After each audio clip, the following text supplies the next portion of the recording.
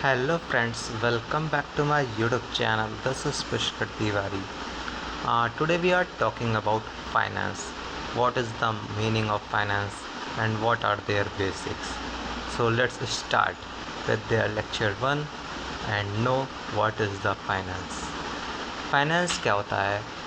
कभी भी हम लोग कोई भी बिज़नेस स्टार्ट करते हैं, मेजर पॉइंट उधर ये आता है कि फाइनेंस कहाँ से आएगा, कहाँ से हम फाइनेंस ले करके बिज़नेस को रन करेंगे।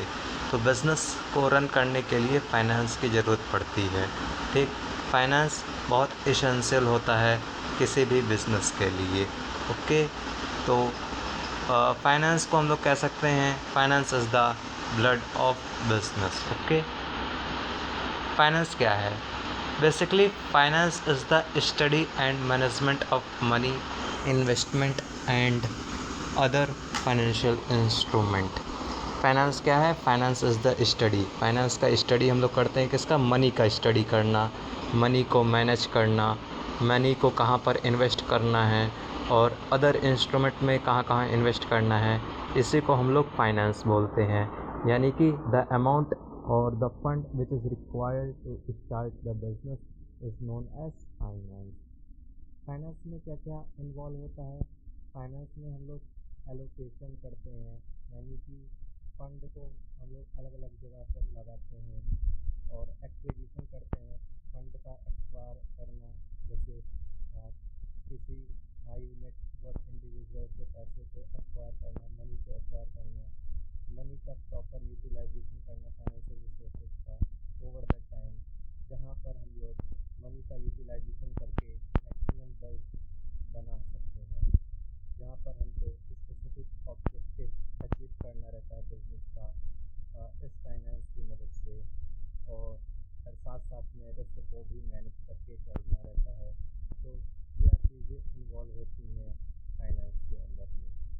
Finance is the critical discipline that underpins economic activities, enabling the individuals, business, and government to make informed decisions about saving, investment, borrowing, and spending.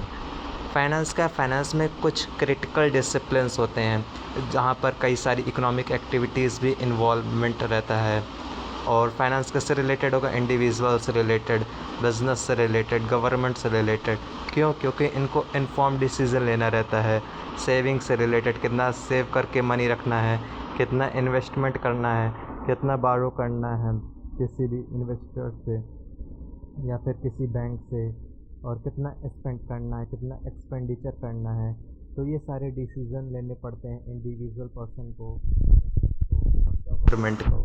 तो इसी को हम लोग फाइनेंस बोलते हैं। तो ओवरऑल इसका फाइनेंस का मतलब ये निकल के आता है कि फाइनेंस का मतलब है कि मनी को मैनेज करना और प्रॉपर यूटिलाइजेशन करना, ताकि शेयर होल्डर्स की वैल्यू को मैक्सिमाइज किया जा सके। अभी हम लोग पढ़ेंगे कैटेगरी ऑफ फाइनेंस। फाइनेंस की कितनी कैटेगरी होती है? 3 कैटेगरी होती है फाइनेंस की। एक होता है पर्सनल फाइनेंस, कॉर्पोरेट फाइनेंस और पब्लिक फाइनेंस। पर्सनल फाइनेंस में हम लोग इंडिविजुअल की बात करते हैं, जहाँ पर हम लोग इंडिविजुअल के मनी को मैनेज करना हो गया, इंडिविजुअल के बजट को मैनेज करना हो गया, उसका प्रॉपर यूटिलाइजेशन हो गया इंडिविजुअल लेवल पर। जैसे किसी एक फर्म की बात करें, फर्म का हम लोग पैसे को मैनेज करवा रहे हैं, उसका स्पेंडिंग को मैनेज कर रहे हैं, कितना स्पेंड करना है, कितना इन्वेस्ट करना है, कितना बचा करके रखना है। तो इसको हम लोग पर्सनल फाइनेंस बोलते हैं। फिर आता है कॉर्पोरेट फाइनेंस। कॉर्पोरेट फाइनेंस का मतलब क्या होता है कि कंपनी के पैसे को मैनेज करना, जहाँ पर हम लोग कई सारी स्ट्रेटजीज़, कई सारे फार्मूलाज यूज़ करते हैं कॉर्पोरेट फाइनेंस को मैनेज करने के लिए। जैसे एनपीवी हम लोग यूज़ करते हैं, एनपीवी का टेक्निक यूज़ करते हैं, आईआरआर का टेक्निक यूज़ करते हैं, और हम लोग इधर क्या नाम है एमआरआर का टेक्निक यूज़ करते रहते हैं। एमआईआरआर का टेक्निक्स हम लोग यूज़ करते हैं, जहाँ पर मार्जिनल रेट ऑफ रिटर्न हो गया, इंटरनल रेट ऑफ रिटर्न हो गया, या फिर नेट प्रेजेंट वैल्यू हो गया, और टाइम वैल्यू ऑफ मनी का यूज़ करते हैं कॉर्पोरेट फाइनेंस के अंदर में। फिर आता है पब्लिक फाइनेंस। पब्लिक फाइनेंस किससे रिलेटेड होता है? गवर्नमेंट से रिलेटेड, जहाँ पर हम लोग गवर्नमेंट से रिलेटेड एक्सपेंडिचर और रेवेन्यू को मैनेज करने की बात करते हैं। गवर्नमेंट के पास जितने भी टैक्सेशन से टैक्स से पैसे आते हैं उनको मैनेज करना हो गया, तो वो क्या कहलाता है? Public finance. तो हम लोग क्या बोलते हैं? Public finance. तो ये हो गया कैटेगरी ऑफ फाइनेंस। अभी हम लोग स्कोप ऑफ फाइनेंस का बात करेंगे। स्कोप ऑफ फाइनेंस के अंदर में 3 मेजर डिसीजन लिए जाते हैं। पहला होता है इन्वेस्टमेंट डिसीजन, दूसरा होता है फाइनेंशियल डिसीजन, तीसरा होता है कौन सा? Dividend decision. ओके, तो सबसे पहले इन्वेस्टमेंट डिसीजन की बात कर लेते हैं। इन्वेस्टमेंट डिसीजन के अंदर में क्या रहता है कि हम लोग सेलेक्ट करते हैं बेस्ट इन्वेस्टमेंट अपॉर्चुनिटीज जहाँ पर हमको मैक्सिमम से मैक्सिमम रिटर्न मिल सके। ओके, तो इसका डेफिनेशन क्या है? It is a decision about allocating the fund to the long-term asset or project which is expected to generate the future return। कहने का मतलब है यहाँ पर हम लोग डिसीज़न लेते हैं किससे रिलेटेड? हमको लॉन्ग टर्म एसेट को सेलेक्ट करना है, चूज़ करना है, जिससे फ्यूचर में हम लोग ज़्यादा से ज़्यादा रिटर्न उस एसेट से बना पाएँ। ओके, तो उसको हम लोग क्या बोलते हैं? Investment decision. की एस्पेक्ट्स, कौन कौन से की एस्पेक्ट्स होते हैं इन्वेस्टमेंट डिसीजन के अंदर में? तो यहाँ पर हमको इवैल्यूएट करना होता है प्रोजेक्ट को बेस्ड ऑन देयर प्रॉफिटेबिलिटी, यानी कि प्रॉफिटेबिलिटी के बेसिस पे हम लोग प्रोजेक्ट को इवैल्यूएट करते हैं कि इस प्रोजेक्ट के अंदर में इन्वेस्ट करना ठीक रहेगा कि नहीं ठीक रहेगा। रिस्क फैक्टर हम लोग देखते हैं, कैश फ्लो देखते हैं, यानी कि कितना कैश फ्लो जनरेट हो पा रहा है उस एसेट से over the period of the time, तो उसको हम लोग क्या करते हैं? इवैल्यूएट करते हैं। इसके लिए हम कौन से टूल्स यूज़ करते हैं? NPV, net present value use करते हैं।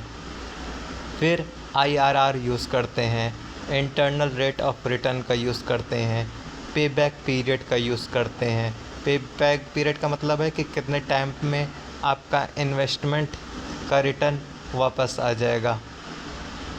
फिर हम लोग क्या यूज़ करते हैं? Choosing between mutual exclusive project और deciding whether to invest in a new equipment, facilities और रिसर्च एंड डेवलपमेंट।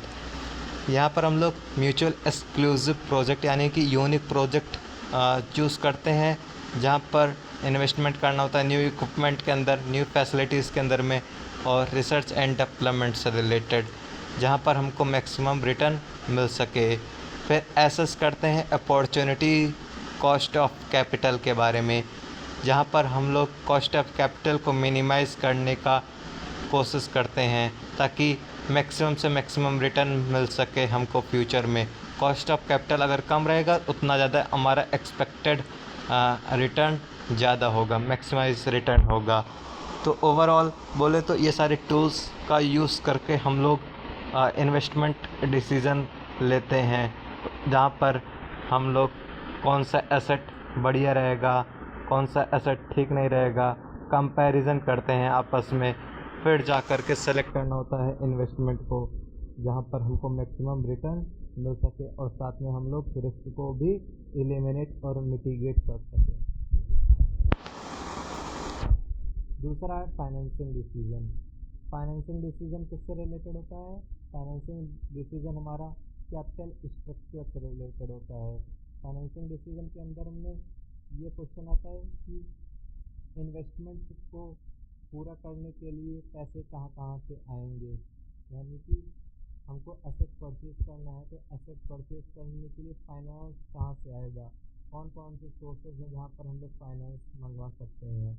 क्या हम लोन लेकर के फाइनेंस मंगवा सकते हैं अपने इन्वेस्टमेंट के लिए, या फिर खुद का पैसा हम लोग यूज़ कर सकते हैं फाइनेंस की इन्वेस्टमेंट के लिए किसी भी एसेट के लिए। ठीक, तो डेफिनेशन क्या क्या है? डिसीजन हम लोग लेते हैं about how to raise fund to finance the operation और investment which determining the optimal mix of debt and equity. कहने का मतलब है कि हम लोग ऐसा कैपिटल स्ट्रक्चर, ऐसा कंपैरिजन यूज़ करेंगे जहाँ पर हमको ऑप्टिमल डेथ और इक्विटी मिल सके, यानी कि बराबर, ना ज़्यादा डेथ ना ज़्यादा इक्विटी। इक्विटी का मतलब होता है कि जो हम लोग ओनर का पैसा यूज़ करते हैं उसको हम लोग इक्विटी बोलते हैं। और डेथ यानी कि जहाँ पर हम लोग एक्सटर्नल फैक्टर्स या फिर एक्सटर्नल एनवायरनमेंट, एक्सटर्नल फैक्टर्स से हम लोग पैसे को रेस करवाते हैं, एक्सटर्नल मार्केट से पैसे लेकर के आते हैं, उसको हम लोग डेथ बोलते हैं, बारो करते हैं। और इक्विटी जो खुद का पैसा हो गया, ओनर का पैसा हो गया, वह इक्विटी हो गया। तो इन दोनों का मिक्स करके हम लोग फंड को रेस करवाते हैं ताकि हम लोग इन्वेस्टमेंट में पैसे लगा सकें, ऑपरेशन में पैसे लगा सकें। तो हमको ऑप्टिमल रखना है डेथ और इक्विटी को। क्या क्या एस्पेक्ट्स होते हैं फाइनेंसिंग डिसीजन के, यहाँ पे हमको चूज़ करना होता है between issue of shares for the equity and taking the loan for the finance for the death. और यूज़ करते हैं रिटेन्ड अर्निंग। रिटेन्ड अर्निंग का मतलब क्या होता है कि जहाँ पर हम लोग पैसे को खुद के पास रिटेन करके रखते हैं, कंपनी अपने पास खुद पैसे रिटेन करती है for the purpose of free investment. यहाँ पर रिटेन अर्निंग कहने का मतलब है शेयर होल्डर को डिविडेंड ना दे करके वो पैसे खुद के पास रिटेन करके रखती है, उसको हम लोग क्या बोलते हैं, रिटेन्ड अर्निंग। ठीक, अभी आगे डिविडेंड डिसीजन क्या होता है। डिविडेंड डिसीजन का कहने का मतलब है कि कितना हम लोग डिविडेंड डिस्ट्रीब्यूट करें और कितना पैसा हम लोग खुद की कंपनी के पास रखें। यानी कि डिसीजन लिया जाता है कि डिस्ट्रीब्यूट करना प्रॉफिट टू शेयर होल्डर्स और री investing them in the business. यानी कि हम पैसे कितना डिस्ट्रीब्यूट करेंगे शेयर होल्डर को और कितने पैसे हम लोग दोबारा री इन्वेस्टमेंट कर देंगे अपने बिजनेस के अंदर में। तो इससे रिलेटेड डिसीजन लेने को क्या बोलते हैं, डिविडेंड डिसीजन। ठीक, क्या क्या एस्पेक्ट्स इसके हैं तो डिटरमाइन करना होता है हमको डिविडेंड पे आउट रेशियो। कितना डिविडेंड पे आउट रेशियो होना चाहिए, 0 होना चाहिए या 1 होना चाहिए। कहने का मतलब है कि पैसे हम लोग शेयर होल्डर को दे दें या फिर खुद के पास रिटेन करके रखें और दोबारा री इन्वेस्टमेंट कर दें। तो इससे रिलेटेड इसको हमको डिटरमाइन करना होता है। ठीक, इस एस्पेक्ट्स के अंदर डिविडेंड डिसीजन के लिए, डिविडेंड डिसीजन लेने के लिए how much profit to distribute versus कितना रिटेन करना है, इसके साथ में डिटरमाइन करना है, कंपैरिजन करना है। तो ये क्या हो गया, डिविडेंड डिसीजन। कंक्लूजन क्या है, कंक्लूजन में ये बताया जाता है कि फाइनेंशियल डिसीजन इनकम्पास करते हैं वाइड रेंज ऑफ चॉइसेस जो कि इन्फ्लुएंस करते हैं एलोकेशन करने के लिए, एक्विजिशन करने के लिए, मैनेजमेंट करने के लिए। किसका, रिसोर्सेज का। रिसोर्सेज जैसे हमारे फाइनेंशियल रिसोर्सेज हो गए, तो इन सारे रिसोर्सेज का, फाइनेंस रिलेटेड रिसोर्सेज का एलोकेशन करेंगे कि हमको पैसे कहाँ कहाँ एलोकेट करने हैं, कहाँ डिस्ट्रीब्यूट करने हैं, कहाँ से हम लोग फंड का, फाइनेंस का एक्विजिशन करके लेकर के आएंगे अपने बिजनेस के लिए। ठीक, और इस पैसों का कैसे मैनेजमेंट करेंगे, मैनेजमेंट का मतलब कैसे यूटिलाइज करेंगे ताकि मैक्सिमम वैल्यू हम जनरेट कर सकें, मैक्सिमम रिटर्न जनरेट कर सकें फाइनेंस से। फिर प्राइमरी टाइप्स क्या क्या हैं इसके, इन्वेस्टमेंट डिसीजन, फाइनेंशियल डिसीजन और dividend decision. Form the core of corporate finance, ये कोर होता है कॉर्पोरेट फाइनेंस का। While working capital, risk management and strategic decision add करते हैं डेथ में डिसीजन मेकिंग प्रोसेस के लिए। डिसीजन मेकिंग प्रोसेस के लिए हम लोग क्या करते हैं, रिस्क का मैनेजमेंट करना, स्ट्रेटेजिक डिसीजन लेना, वर्किंग कैपिटल को मैनेज करना, जिससे हम लोग डिसीजन मेकिंग प्रोसेस को आगे बढ़ा सकें। तो ओवरऑल कंक्लूज़न ये निकल करके आता है इधर फाइनेंस में कि फाइनेंस हम लोग का ज़रूरी होता है बिज़नेस के लिए। विदाउट फाइनेंस हम लोग बिज़नेस को रन नहीं कर पाएंगे, क्योंकि बिज़नेस में कुछ डेली एक्टिविटीज़ होती हैं, उनको रन करने के लिए फाइनेंस का ज़रूरत होता है। लॉन्ग टर्म में इन्वेस्टमेंट के लिए भी फाइनेंस का ही ज़रूरत होगा, या फिर इनिशियल बिज़नेस को स्टार्ट करने के लिए भी हमको पैसे का ज़रूरत पड़ता है। ठीक है, तो इसी पैसे को मैनेज करना, इसको सेव करना, इन्वेस्टमेंट करना, बोरोइंग करना, ये सारी चीज़ें कहाँ पर आ जाती हैं?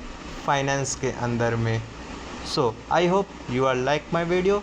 Please subscribe my channel. Thank you.